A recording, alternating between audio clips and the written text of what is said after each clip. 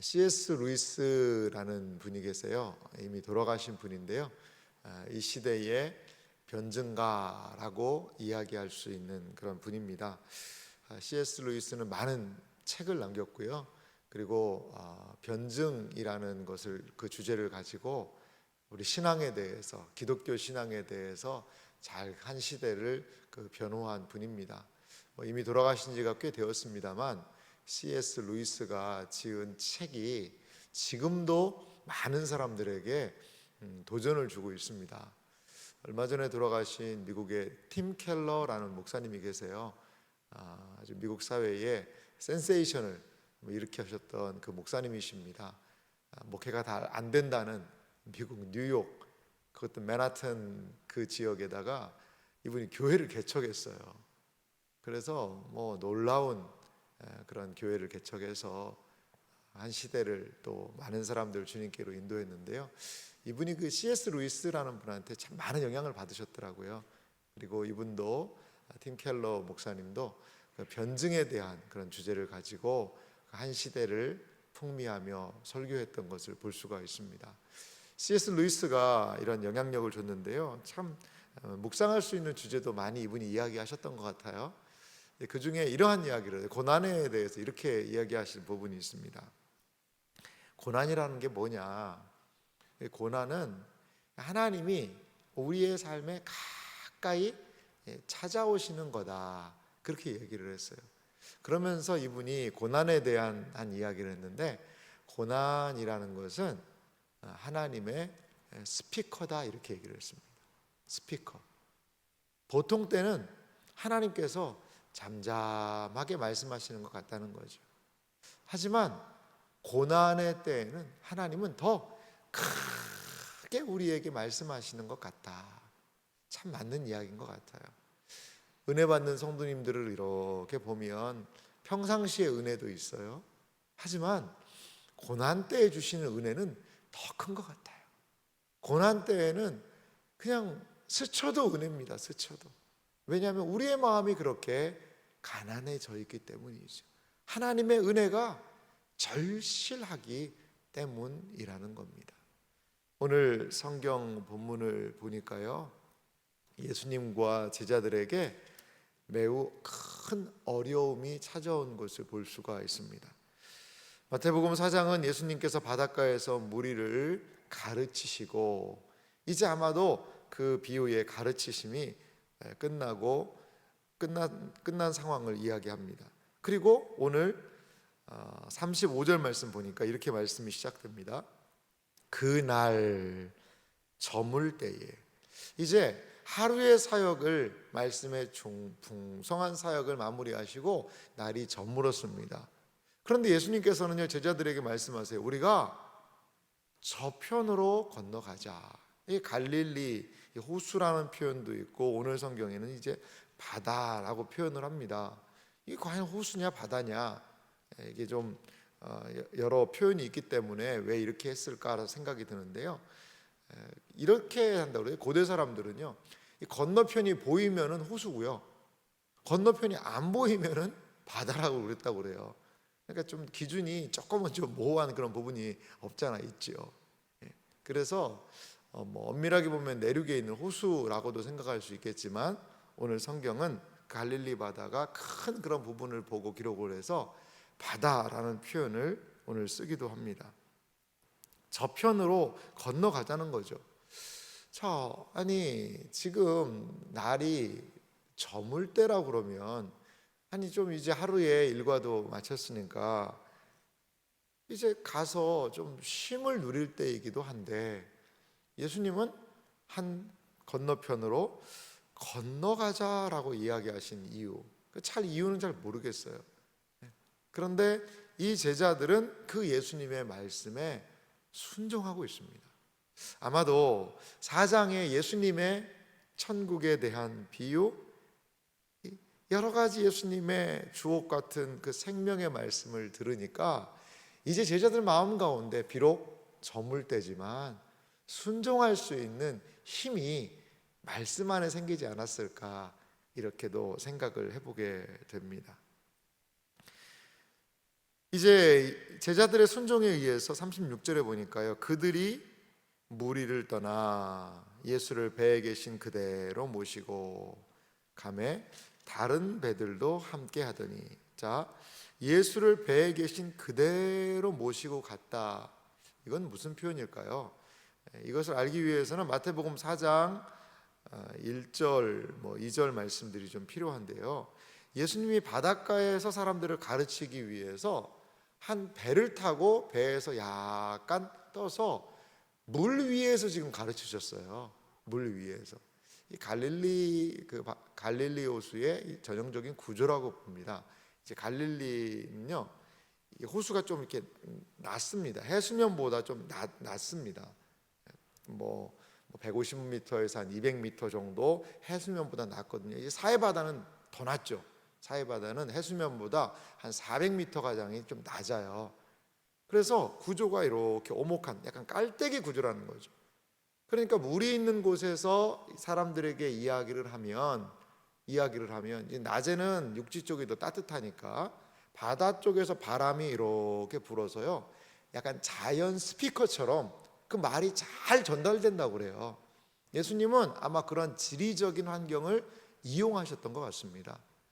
그런 이후에 이제 배를 거기 계신 그대로 건너편으로 이동을 하고 있는 것이지요. 그런데요, 순종에서 출발한 이 여정에 문제가 발생합니다. 37절인데요. 큰 광풍이 일어나며 물결이 배에 부딪혀 들어와 배에 가득하게 되었다. 아니, 그 저녁에 저물때에 출발을 해서 순종을 해서 예수님 말씀대로 순종했잖아요. 그러면 아니 날이 굳고 광풍이 일어난다고 하더라도 순종해서 가면 그런 모든 것들이 싹 사라지고 바람도 없는 무풍지대에 아니 그런 길이 열려야 되는 것 아닙니까? 그런데 저물때에 순종해서 그렇게 가고 있는 이 예수님과 제자들의 그 배에 큰 광풍이 일어나고 있다는 거죠. 이것은 사실 우리의 신앙생활에도 마찬가지인 것 같아요. 예수님을 믿고 신앙생활을 하고 주님을 섬기고 믿음 안에서 살고, 아니 그러면 무슨 일을 만나든지 만사형통하리라. 아니 안 되던 일도 되고 되는 일은 더 잘 되고, 아니 그렇게 해야 신앙의 힘을 더 경험할 수 있지 않겠느냐. 우리는 이렇게도 생각을 할 수가 있는데 그렇지 않을 때도 있다는 거죠. 오히려 시련과 환난은 우리가 은혜를 누릴 때에 더 가까이 찾아올 수도 있다라는 겁니다. 사랑하는 성도 여러분, 그렇습니다. 예수님이 타고 가신 그 배에도 시련이 왔다라는 거죠. 이 세상은, 우리의 원수 사단은 어떻게든지 간에 신자를 흔들고 넘어뜨리려고 하죠. 그래서 예수님이 계신 그 배까지도 광풍이 일어나서 위협되는 그런 상황을 만들어 버리고 말았다는 겁니다. 자, 광풍 가운데서 할 수 있는 일은 무엇입니까? 38절 말씀 보니까요, 이렇게 예수님의 모습을 우리 볼 수 있는데요. 38절 말씀 제가 읽어보겠습니다.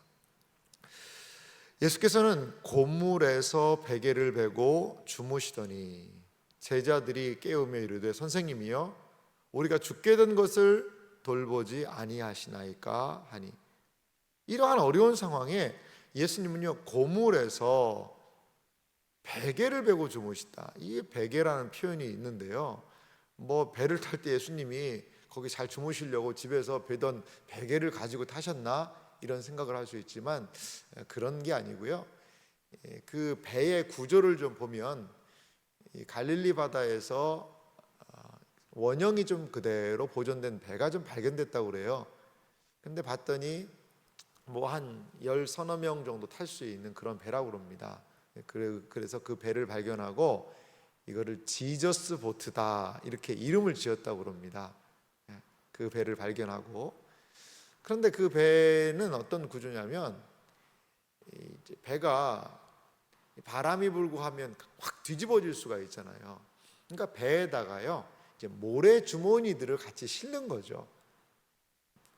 배들이 이 무게를 여러 가지 버티기 위해서 이 무게추를 그 배 중심에다가 이렇게 구조적으로 만든다고 그럽니다. 현대에도. 근데 그 고대에도 그랬던 것 같아요. 그러니까 모래주머니 같은 것들을 배에 이렇게 실어서 배의 이 밸런스 균형을 좀 잡아주는 거죠. 아마도 그런 거 하나를 예수님이 베고 주무시지 않았을까, 이러한 생각을 우리는 해봅니다. 근데 제자들이 뭘 얘기하냐면, 선생님이요, 우리가 죽게 된 것을 돌보지 아니하시나이까. 원어의 의미를 보니까 이런 부분이 있어요.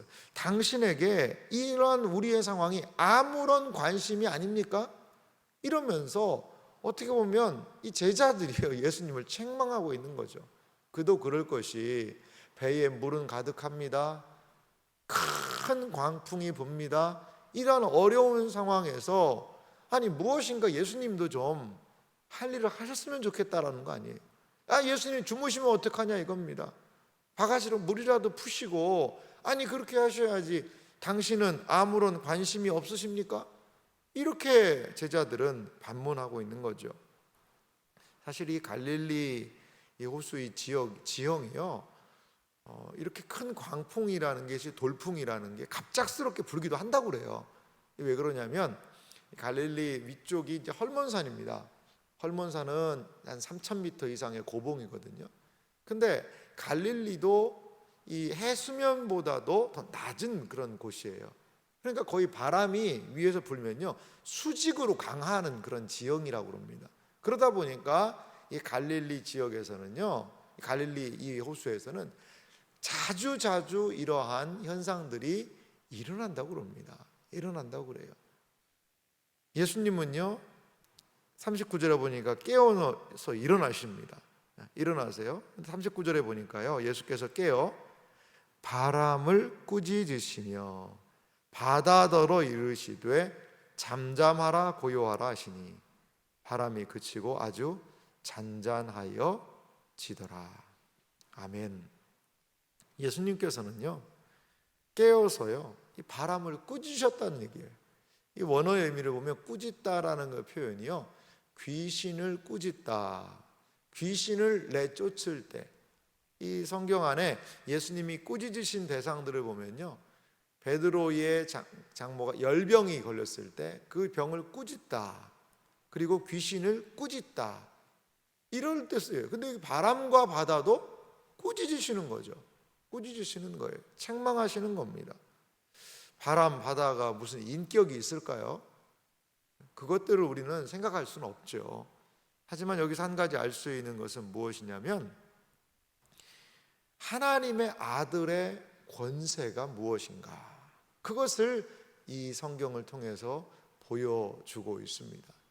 사실 이제 바다라는 그 표현은 세상성에 대한 가장 중요한 상징이기도 합니다. 우리가 알지만 요한복음에 보면 21장에 베드로와 그 제자들이 고기를 잡는 부분이 있잖아요. 바다에서 그물을 던져서 건져 올리는 장면이 있어요. 바다는 성경에서 세상을 이야기를 합니다. 특히 요한계시록에도요 17장에 보면 음녀가 어디 위에 앉아 있느냐, 바다 위에 앉아 있습니다. 바다는 세상성이에요. 음녀가 세상 위에 턱하니 앉아서 세상을 미혹하는 장면. 그래서 요한계시록 새하늘과 새 땅을 소개할 때 처음 하늘이 없고 처음 땅도 없고 그리고 바다도 다시 있지 않더라, 바다가 없다라고 이야기를 해요. 그렇습니다. 이거는 표면적인 의미로 그냥 바람이요, 그냥 어떻게 보면 어려움일 수 있지만 세상에 대한 예수님의 공동체에 대한 도전일 수도 있어요. 시련일 수도 있습니다. 여러분 그렇죠. 사도행전의 역사가 무엇입니까? 시련의 역사입니다. 사도행전은 예수님을 믿고 의지하는 사람들이요, 이 세상을 향하여서 출항을 하기 시작한 여정일 수 있어요. 그런데 순풍에 돛단 듯 그렇게만 일이 진행되지는 않잖아요. 시련의 파도가 있고 사람을 순교가 있기도 하고 감옥에 갇히기도 하고 돌에 맞기도 하고 여러 시련들을 경험하게 됩니다. 그럴 때마다 이들이 그 시련을 극복할 수 있었던 이유는 무엇이었습니까? 그것은 바로 예수님의 말씀이었죠. 잠잠하라 고요하라 바람을 꾸짖으시며 바다더러 이르시되 잠잠하라 고요하라. 예수님의 말씀은 풍랑, 광풍, 바다를 그 파도를 잠잠하게 할 수 있는 능력이 있다는 사실을 여러분 믿으시기 바랍니다. 그래요. 단순히 예수님이 일어나셔서 바가지로 물 퍼서 이 상황을 조금이라도 모면하게 하는 것, 그것이 아니라 상황 자체를 뒤바꿀 수 있는 능력이 하나님께 있다는 사실을 여러분 믿으시기 바랍니다. 그래서 제자들이 이렇게 반응을 합니다. 이에 제자들에게 40절 보니까요, 이르시되 어찌하여 이렇게 무서워하느냐? 너희가 어찌 믿음이 없느냐? 큰 광풍 속에서 제자들이 기억할 것은 무엇입니까? 믿음이었다는 거죠. 여러분, 어떤 믿음일까요? 저는 한 두 가지 믿음이라고 봐요. 임마누엘의 믿음이죠. 주님이 배에 함께 하시잖아요. 주님이 배에 함께 하시면 여러분 감당할 수 있습니다. 아무리 큰 광풍이라 하더라도 그 광풍을 어떻게 할 수 있죠? 아주 잔잔하여지더라. 이거 물론 한글은 그 좀 표현이 안 됐습니다만 원어의 큰 광풍이라는 것이요, 어떤 단어를 썼냐면 메갈레라는 썼습니다. 메가라는 우리 단어를 씁니다. 우리 주변에도 메가 마트가 있는데요, 메가가 크다는 뜻이에요. 헬라어에서 온 단어입니다. 광풍이요, 메가 광풍이에요. 메갈레 광풍. 그런데 예수님께서 바람과 바다를 꾸짖으시니까요, 아주 잔잔하여지더라. 그 아주라는 단어를 우리 썼는데 헬라어는요, 여기도요, 메갈레 잔잔하여지더라. 메갈레를 똑같이 썼어요. 그렇습니다. 아주 큰 메갈레 광풍도요, 주님께서 메갈레 잔잔하게 할 수 있다는 거죠. 메갈레. 그렇습니다. 주님이 함께 하시면 그 주님은 또 어떤 믿음을 가지고 있을까요? 우리가 능력이 있으시다는 그 믿음을 가져야 된다는 거죠. 함께 하시는 주님은 그 상황을 해결하고 풀어내실 수 있는 능력의 주님이시다라는 사실을 믿어야 한다라는 겁니다. 시련 가운데서 사탄이 우리에게 주는 마음은 무엇인가요? 고립감입니다. 고립감. 너 하나님도 버린 거 아니냐? 너 혼자다. 너 안 된다. 할 수 없다. 이러한 고립감을 우리 신자들에게 줍니다. 하지만 기억하십시오. 임마누엘 주님이 함께 하십니다. 임마누엘 주님이 함께 하세요. 함께 하실 뿐 아니라 메갈레 광풍도 메갈레 잔잔하여지게 할 수 있는 능력이 우리 주님에게 있다는 사실을 믿으시기 바랍니다. 41절은 제자들이 이렇게 반응합니다. 그들이 심히 두려워하여 서로 말하되 그가 누구이기에 바람과 바다도 순종하는가 하였더라. 아멘. 제자들에게 예수님은 이 상황을 자신을 드러내는 계기로 삼으십니다. 그렇습니다. 시련은 주님을 더 선명하게 알 수 있는 계기가 됩니다. 기회가 됩니다.